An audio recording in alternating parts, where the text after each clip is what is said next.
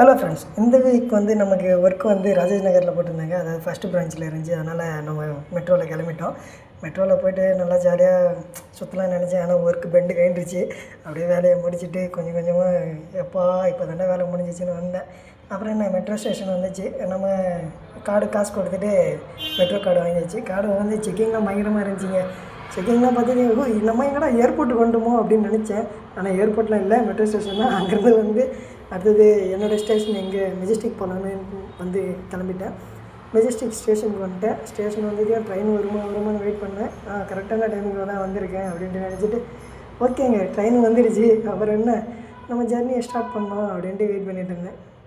பாருங்கள், நல்லா க்ரீனாக வேறு லெவலில் இருந்துச்சு. நமக்கு இந்த மெட்ரோலாம் புதுசுங்க. நம்ம வில்லேஜில் வாழ்ந்துட்டு இப்போ இங்கே மெட்ரோலாம் இருந்துச்சு. பட்டு கேட்டு திறந்ததுமே எல்லாம் பயங்கரமாக இருந்துச்சு. நான் ஷாக் ஆகிட்டேன்.